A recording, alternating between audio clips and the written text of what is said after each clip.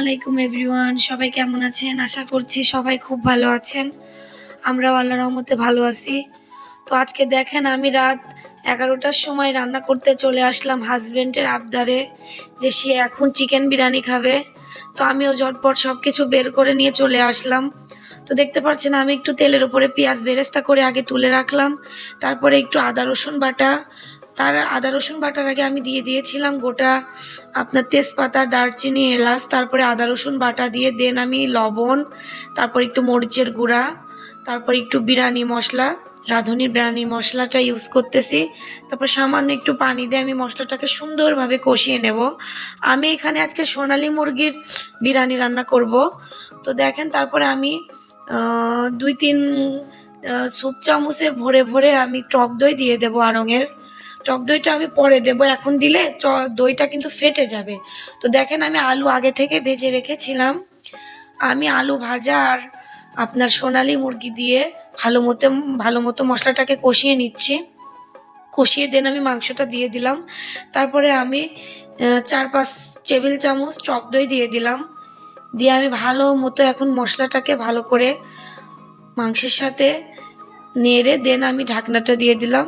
এটাকে আমি এখন 20 মিনিট রান্না করব। পানি সামান্য একটু দিয়েছিলাম, পানি বেশি দেওয়া লাগবে না বিরিয়ানিতে। তো তারপরে দেখেন আমি একটু টমেটো কেচাপ দিয়ে দিচ্ছি। টমেটো কেচাপটা দিলে টেস্ট আরও দ্বিগুণ হয়ে যাবে। তারপর একটু পেঁয়াজ বেরেস্তা দিয়ে দিলাম। পেঁয়াজ বেরেস্তা এখন দিবেন একটু, তাহলে স্মেলটা ভালো আসবে। তারপরে ঢেকে আরেকটু আমি কুক করে দেন আমার মাংসটা তো হয়ে গিয়েছে। তারপরে দেখেন আমি ফ্রাই প্যানের মধ্যে দিয়ে দিলাম তেল দিয়ে আমি আবার গোটা আপনার তেজপাতা, দারুচিনি, এলাচ, লবঙ্গ দিয়ে ভালো মতো, এটা তেলের উপরে আপনারা দিলে কি হবে, স্মেলটা ভালো আসে। আপনারা ট্রাই করবেন তেলের উপরে আগে গোটা মশলাগুলো দেওয়া। তারপরে দেখেন এখানে আমি আর রসুন বাটা ইউজ করব না, জাস্ট আদা বাটা 1 চা চামচ। আদা বাটাটা দিয়ে সুন্দরভাবে আমি নেড়ে হালকা ভাজা ভাজা করে নিচ্ছি। তারপরে আমি দিয়ে দেব আপনার পোলার চাল। আমি এখানে প্রায় 1 কেজি পরিমাণ দিয়েছি। 1 কেজি পরিমাণ চাল আমি ধুয়ে আপনার ছেঁকে রেখেছিলাম আপনার ইয়ের উপরে, কি বলে ওইটাকে, দেখছেন, ঝুড়ির উপরে। তো যাই হোক, তারপরে আমি দিয়ে দিলাম। আপনারা বলতে পারেন মাত্র 2 জন মানুষ, নাজাত তো খাই না, আমার বাবু তো খায় না, তাহলে 2 জন মানুষ 1 কেজি পোলা বিরিয়ানি কে খাবে? ভাই বিশ্বাস করেন, আমার এটা আজকে রাত্রে যে খাবো আর কালকে দুপুরে খাবো, দেন শেষ। আমরা আসলে পোলাও বিরিয়ানিটা বেশি পছন্দ করি, বিশেষ করে আমার বাপ্পি বেশি পছন্দ করে। তো তারপরে দেখেন আমি চালটাকে ভালোভাবে ভেজে, এখানে আমি 1 কেজি চালে আমি মানে 4 কাপ চালে আমি 8 কাপ পানি দেব, ঠিক আছে, ডাবল পানি। তো তারপরে দেখেন আমি স্বাদ মতো লবণ আর কাঁচা মরিচ দিয়ে আমি ভালো করে নেড়ে চেড়ে আমি ঢেকে দিচ্ছি। দেখেন আমি ছিদ্রর মধ্যে একটা লবঙ্গ দিয়ে দিয়েছিলাম যাতে দমটা ভালো মতো হয়। তো তারপরে মনে করলাম একটু কালারের জন্য গাজর দিয়ে দিই। গাজরটা অপশনাল, আপনারা দিলেও দিতে পারেন, না দিলেও সমস্যা নেই, জাস্ট অপশনাল। যে গাজর খেতে পছন্দ করেন সে দিবেন। তারপর আমার পানিটা টেনে গিয়েছে, তারপর আমি এখানে দেখেন চিকেনটা অ্যাড করে দিচ্ছি।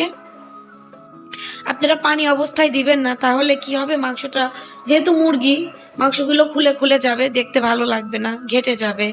তো তারপরে দেখেন আমি সুন্দর করে পোলার সাথে মিক্স করে দেন আমি এখন আবার দমে দিয়ে দেব, ঠিক আছে।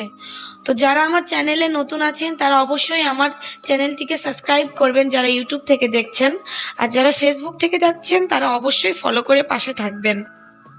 ইনশাল্লাহ আপনাদের মাঝে সুন্দর সুন্দর রান্নার video, tour video, food review, প্রকৃতির ভিডিও নিয়ে হাজির হব।